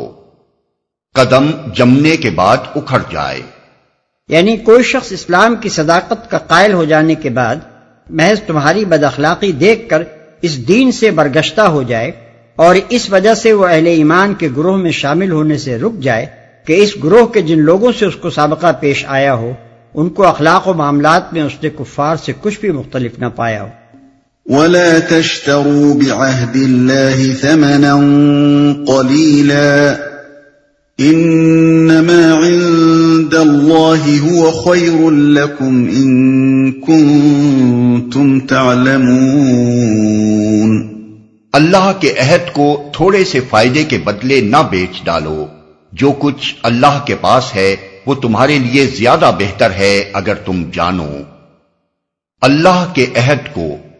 یعنی اس عہد کو جو تم نے اللہ کے نام پر کیا ہو یا دین الہی کے نمائندہ ہونے کی حیثیت سے کیا ہو، تھوڑے سے فائدے کے بدلے نہ بیچ ڈالو۔ یہ مطلب نہیں ہے کہ اسے بڑے فائدے کے بدلے بیچ سکتے ہو، بلکہ مطلب یہ ہے کہ دنیا کا جو فائدہ بھی ہے وہ اللہ کے عہد کی قیمت میں تھوڑا ہے، اس لیے اس بیش بہا چیز کو اس چھوٹی چیز کے عوض بیچنا بہرحال خسارے کا سودا ہے۔ ما عندكم ينفد وما عند الله باق ولنجزين الذين صبروا أجرهم بأحسن ما كانوا يعملون۔ جو کچھ تمہارے پاس ہے وہ خرچ ہو جانے والا ہے اور جو کچھ اللہ کے پاس ہے وہی باقی رہنے والا ہے، اور ہم ضرور صبر سے کام لینے والوں کو ان کے اجر ان کے بہترین اعمال کے مطابق دیں گے۔ صبر سے کام لینے والوں کو، صبر سے کام لینے والوں کو یعنی ان لوگوں کو جو ہر طمع اور خواہش اور جذبہ نفسانی کے مقابلے میں حق اور راستی پر قائم رہیں، ہر اس نقصان کو برداشت کر لیں جو اس دنیا میں راست بازی اختیار کرنے سے پہنچتا ہو، ہر اس فائدے کو ٹھکرا دیں جو دنیا میں ناجائز طریقے اختیار کرنے سے حاصل ہو سکتا ہو، اور حسن عمل کے مفید نتائج کے لیے اس وقت تک انتظار کرنے کے لیے تیار ہوں جو موجودہ دنیاوی زندگی ختم ہو جانے کے بعد دوسری دنیا میں آنے والا ہے۔ من عمل صالحا من ذكر أو أنثى وهو مؤمن فلنحيينه حياة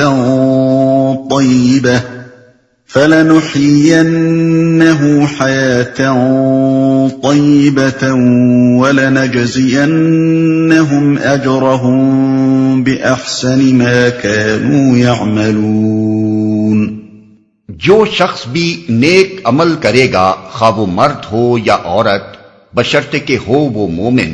اسے ہم دنیا میں پاکیزہ زندگی بسر کرائیں گے اور آخرت میں ایسے لوگوں کو ان کے اجر ان کے بہترین اعمال کے مطابق بخشیں گے۔ پاکیزہ زندگی بسر کرائیں گے۔ اس آیت میں مسلم اور کافر دونوں ہی گروہوں کے ان تمام کم نظر اور بے صبر لوگوں کی غلط فہمی دور کی گئی ہے جو یہ سمجھتے ہیں کہ سچائی اور دیانت اور پرہیزگاری کے روش اختیار کرنے سے آدمی کی آخرت چاہے بن جاتی ہو مگر اس کی دنیا ضرور بگڑ جاتی ہے۔ اللہ تعالیٰ ان کے جواب میں فرماتا ہے کہ تمہارا یہ خیال غلط ہے،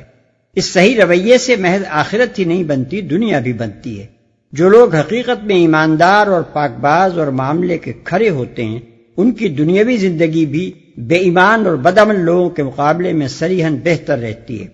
جو ساکھ اور سچی عزت اپنی بے داغ سیرت کی وجہ سے انہیں نصیب ہوتی ہے وہ دوسروں کو نصیب نہیں ہوتی۔ جو ستھری اور پاکیزہ کامیابیاں انہیں حاصل ہوتی ہیں وہ ان لوگوں کو میسر نہیں آتی جن کی ہر کامیابی گندے اور گھناؤنے طریقوں کا نتیجہ ہوتی ہے۔ وہ بوریا نشین ہو کر بھی قلب کے جس اطمینان اور ضمیر کی جس ٹھنڈک سے بہرہ مند ہوتے ہیں اس کا کوئی ادنا سا حصہ بھی محلوں میں رہنے والے فساق و فجار نہیں پا سکتے۔ بہترین اعمال کے مطابق بخشیں گے، یعنی آخرت میں ان کا مرتبہ ان کے بہتر سے بہتر اعمال کے لحاظ سے مقرر ہوگا۔ بالفاظ دیگر جس شخص نے دنیا میں چھوٹی اور بڑی ہر طرح کی نیکیاں کی ہوں گی اسے وہ اونچا مرتبہ دیا جائے گا جس کا وہ اپنی بڑی سے بڑی نیکی کے لحاظ سے مستحق ہوگا۔ فَإِذَا قَرَأْتَ الْقُرْآنَ فَاسْتَعِذْ بِاللَّهِ مِنَ الشَّيْطَانِ الرَّجِيمِ۔ پھر جب تم قرآن پڑھنے لگو تو شیطان رجیم سے خدا کی پناہ مانگ لیا کرو۔ اس کا مطلب صرف اتنا ہی نہیں ہے کہ بس زبان سے اعوذ باللہ من الشیطان الرجیم کہہ دیا جائے، بلکہ اس کے ساتھ فی الواقع دل میں یہ خواہش اور عملاً یہ کوشش بھی ہونی چاہیے کہ آدمی قرآن پڑھتے وقت شیطان کے گمراہ کن وسوسوں سے محفوظ رہے، غلط اور بیجا شکوک و شبہات میں مبتلا نہ ہو، قرآن کی ہر بات کو اس کی صحیح روشنی میں دیکھے اور اپنے خود ساختہ نظریات یا باہر سے حاصل کیے ہوئے تخیلات کی آمیزش سے قرآن کے الفاظ کو وہ معنی نہ پہنانے لگے جو اللہ تعالیٰ کی منشا کے خلاف ہوں۔ اس کے ساتھ آدمی کے دل میں یہ احساس بھی موجود ہونا چاہیے کہ شیطان سب سے بڑھ کر جس چیز کے درپے ہے وہ یہی ہے کہ ابن آدم قرآن سے ہدایت نہ حاصل کرنے پائے۔ یہی وجہ ہے کہ آدمی جب اس کتاب کی طرف رجوع کرتا ہے تو شیطان اسے بہکانے اور اخذ ہدایت سے روکنے اور فکر و فہم کی غلط راہوں پر ڈالنے کے لیے ایڑی چوٹی کا زور لگا دیتا ہے۔ اس لیے آدمی کو اس کتاب کا مطالعہ کرتے وقت انتہائی چوکنا رہنا چاہیے اور ہر وقت خدا سے مدد مانگتے رہنا چاہیے کہ کہیں شیطان کی در اندازیاں اسے اس سرچشمہ ہدایت کے فیض سے محروم نہ کر دیں، کیونکہ جس نے یہاں سے ہدایت نہ پائی وہ پھر کہیں ہدایت نہ پا سکے گا، اور جو اس کتاب سے گمراہی اخذ کر بیٹھا اسے پھر دنیا کی کوئی چیز گمراہیوں کے چکر سے نہ نکال سکے گی۔ اس سلسلہ کلام میں یہ آیت جس غرض کے لیے آئی ہے وہ یہ ہے کہ آگے چل کر ان اعتراضات کا جواب دیا جا رہا ہے جو مشرکین مکہ قرآن مجید پر کیا کرتے تھے۔ اس لیے پہلے تمہید کے طور پر یہ فرمایا گیا کہ قرآن کو اس کی اصل روشنی میں صرف وہی شخص دیکھ سکتا ہے جو شیطان کی گمراہ کن وسوسہ اندازیوں سے چوکنا ہو اور ان سے محفوظ رہنے کے لیے اللہ سے پناہ مانگے، ورنہ شیطان کبھی آدمی کو اس قابل نہیں رہنے دیتا کہ وہ سیدھی طرح قرآن کو اور اس کی باتوں کو سمجھ سکے۔ إِنَّهُ لَيْسَ لَهُ سُلْطَانٌ عَلَى الَّذِينَ آمَنُوا وَعَلَى رَبِّهِمْ يَتَوَكَّلُونَ إِنَّمَا سُلْطَانُهُ عَلَى الَّذِينَ يَتَوَلَّوْنَهُ وَالَّذِينَ هُمْ بِهِ مُشْرِكُونَ۔ اسے ان لوگوں پر تسلط حاصل نہیں ہوتا جو ایمان لاتے اور اپنے رب پر بھروسہ کرتے ہیں، اس کا زور تو انہی لوگوں پر چلتا ہے جو اس کو اپنا سرپرست بناتے اور اس کے بہکانے سے شرک کرتے ہیں۔